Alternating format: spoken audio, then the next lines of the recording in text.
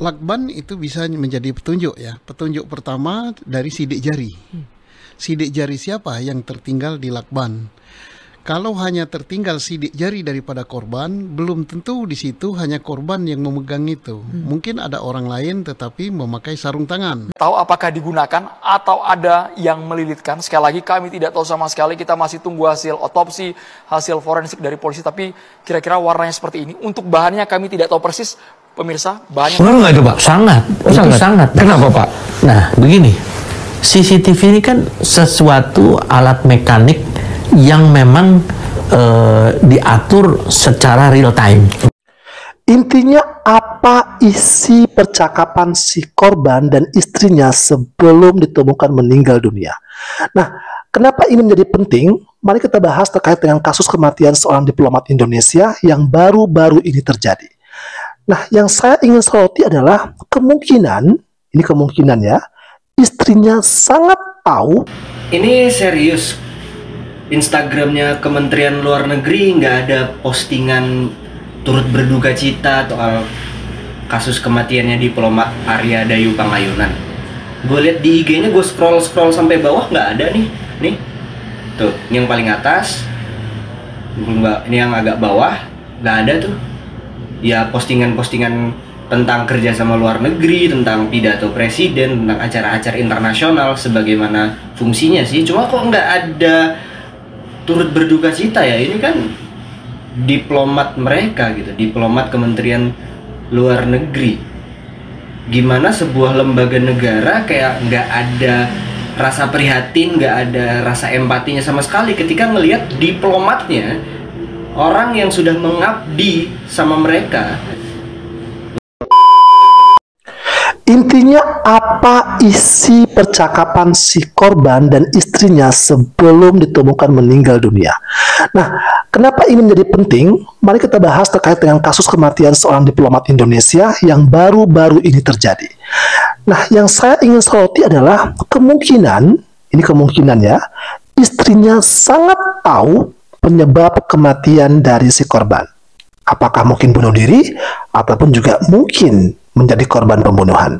Nah, yang menjadi hal yang kenapa saya rasa ini penting untuk ditelusuri, karena faktor yang membuat istrinya begitu panik dan segera di tengah malam itu juga meminta penjaga kos atau pemilik kos untuk mengawasi kamar atau melihat atau mengontrol kamar korban.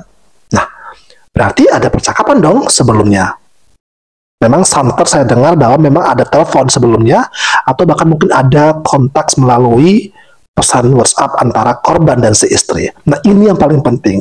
Nah, kuncinya di situ.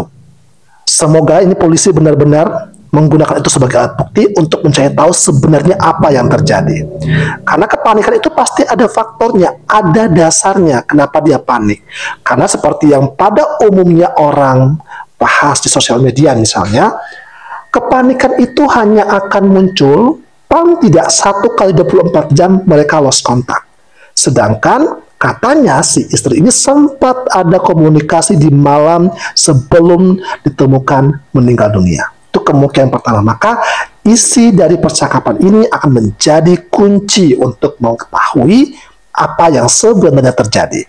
Nah, yang kedua terkait dengan apakah ini pembunuhan atau Penyelidikan kematian diplomat Kemlu akan tempuh ekshumasi. Ya Allah Pak, kasihan Pak. Kenapa nggak ngelakuin ekshumasinya pas sebelum dikubur gitu loh? Kenapa sekarang pas sudah dikubur harus digali lagi? Kasihan loh Pak. Udah, maksudnya udah biarin beliau itu tenang gitu. Walaupun ya keluarga masih mungkin belum terima gitu, tapi biarinlah almarhum itu udah gitu, nggak usah diganggu-ganggu lagi. Udah jelas kematiannya tuh masih janggal gitu kan, pelakunya masih belum ketemu juga. Terus kan kemarin katanya polisi juga mau secepatnya dalam waktu 8 hari bakal nemuin pelakunya atau menemukan titik terang gitu kan. Dan sekarang mau tempuh ekshumasi. ekshumasi itu buat yang belum tahu pemeriksaan jenazah yang udah dikubur gitu loh. Maksudnya udah kasihan. Padahal kan itu bukti udah jelas. Dari CCTV aja udah ada, itu sebenarnya udah kuat gitu loh. Sekarang mau diapain lagi? Kenapa sebelum dikubur aja kemarin-kemarin diperiksanya? Kenapa pas sudah dikubur harus dibongkar lagi gitu loh? Tolonglah Pak, jangan macam-macam, udah jangan terlalu banyak drama. Kasihan loh Pak. Kamarnya mah di sebelah kanan ini ya, berarti sama kayak siswa. Oh, di Kamarnya dia tidurnya di sini juga. di yang ini berarti ya, yang sama Kamarnya dia nya gue nggak tahu. Tapi di sebelahnya. Gue nggak tahu kamarnya dia. beliau dibawa tadi bang. Tadi tuh gue cabut sih. Gue stres emang. Sebelum cabut dia ngobrol sama gue stres banget bang. Karena biasanya gue yang di sini, gue nggak pernah di sini kan. Gue lagi di Pejaten gimana. Lu kenapa nggak di sini sih? Suruh syukur lah gue nggak di sini nggak kejadian. Dia langsung pas dia masuk nggak lama dia jemput pakai mobil ngambil cabut. Banyak banget. Dia sambil ngeliatin gue juga cabutnya yang ketakutan gitu, stres banget kan. Ini serius. Instagramnya Kementerian Luar Negeri nggak ada postingan turut berduka cita soal kasus kematiannya diplomat Arya Dayu Pangayunan.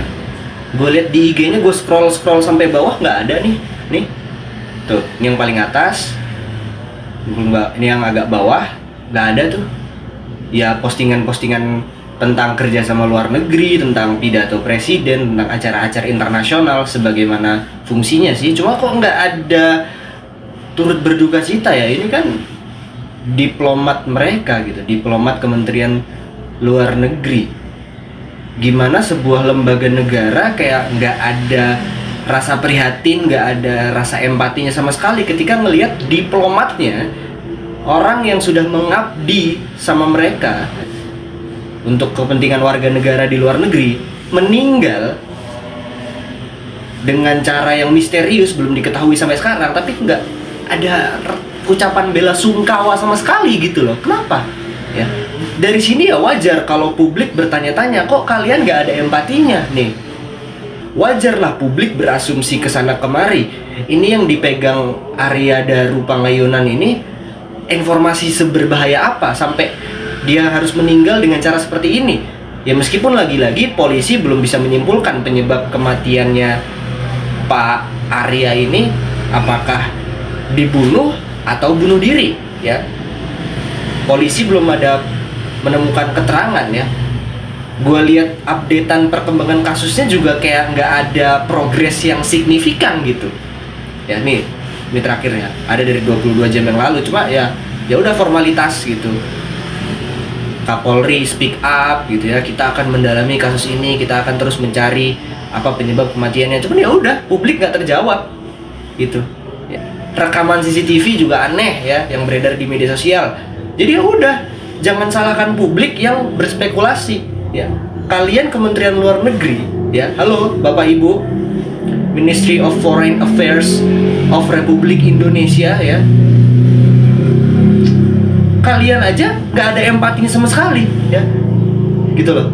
Oke, saya masih berprasangka baik. Mungkin kalian lupa untuk memposting, mungkin adminnya saking sibuknya kalian sebagai pemerintah sampai nggak inget kalau ada diplomat kalian yang mati dengan cara mengenaskan ya.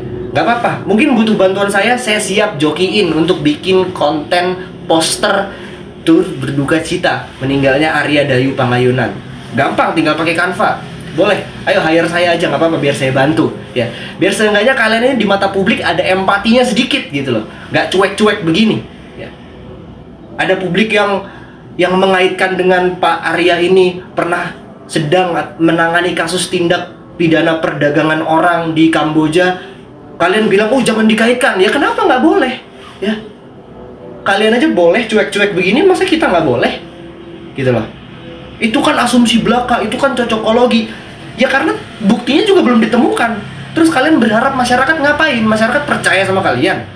Kalian udah introspeksi belum, layak atau tidak dipercaya? Gitu loh. Sebagai pemerintah, mana diplomatnya meninggal, kalian nggak ada ucapan bela sungkawa sama sekali? Gitu loh. Jadi jangan nyalain rakyat mulu. Kita bayar pajak buat biaya hidup kalian ya. mobil dinas kalian itu dari APBN ya. Jadi saya ingetin, nggak apa-apa. Mungkin kalian lupa, kalian terlalu sibuk. Ayo nggak apa-apa, hire saya siap jadi joki untuk bikin konten turut berduka cita. Kasihan keluarganya sedih loh di Jogja.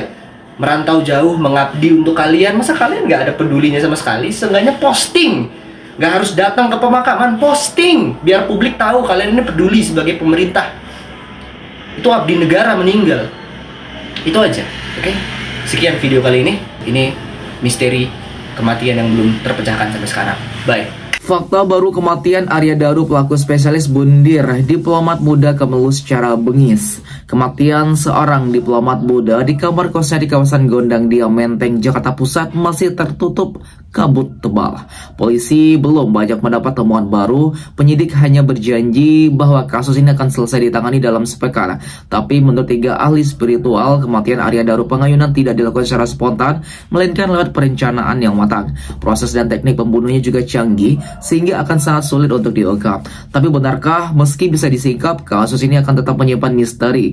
Lantas, adakah pengaruh gaib atau energi negatif dalam kasus maut ini? Baru kembali terungkap dalam kasus kematian Arya Daru Pengayunan, diplomat muda Kementerian Luar Negeri di kamar indekosnya Menteng, Jakarta Pusat, Selasa, kali ini datang dari pihak keluarga. Pihak keluarga juga membeberkan percakapan terakhir dengan istri, hingga alasan berkali-kali menelpon penjaga kos untuk memastikan kondisi Arya. Selain itu, ada juga keterangan dari pihak kepolisian terkait hal tersebut. Sebelumnya, Arya ditemukan meninggal dunia, istrinya beberapa kali menelpon penjaga kos untuk memeriksa kamar korban. Berdasarkan keterangan yang kami dapat dari penyidik bahwa benar ada istri korban untuk menelpon 3 kali ke nomor telepon penjaga kos, dan kata Kasubdit Penmas Polda Metro Jaya AKBP Renald Simanjuntak Senin 14 Juli 2025. Pada 7 Juli sekitar pukul 22.40 WIB, istri Arya menelpon ke nomor lama penjaga kos tapi tidak aktif. Pertama, pada tanggal 7 Juli 2025 pukul 22.40, istri korban pertama kali menghubungi penjaga kos ke nomor handphone yang lama namun tidak aktif untuk meminta bantuan untuk cek kamar korban, jelas Ronald. Saat itu Arya Daru masih terpantau di kamera saat membuang sampah pada hari tersebut pukul 23.25 WIB. Karena telepon tak tersambung, istri Arya kembali mencoba menghubungi ke nomor baru penjaga kos pada Selasa 8 Juli 2025 di tengah hari. Kemudian karena tidak aktif pada tanggal 8 Juli 2025, istri korban kembali menghubungi penjaga kos ke nomor handphone yang baru. Nah, di situ aktif untuk meminta cek kamar korban, katanya. Itulah kenapa penjaga kos balik-balik memeriksa kondisi kamarnya korban, ujar Ronald. Kondisi ketiga terjadi pada pagi harinya, kemudian tanggal 8 Juli 2025 pukul 5.27 WIB. Kembali istri korban menghubungi penjaga kos untuk meminta cek kembali kamar korban, ucapnya. Sehingga paginya baru dari penjaga kos untuk membuka kamar, lanjut Ronald. HP Arya tidak aktif pada Selasa malam. Istri dan Arya terakhir komunikasi pada pukul 21.00. Saat itu Arya juga berbincang via telepon dengan istrinya dan mengatakan sedang menunggu taksi untuk pulang ke kosan. Setelah itu Daru yang dihubungi berkali tak lagi merespon. Istri almarhum memang ngecek karena sudah tidak bisa dihubungi sejak menunggu taksi mau pulang ke kosan dari Grand Indonesia.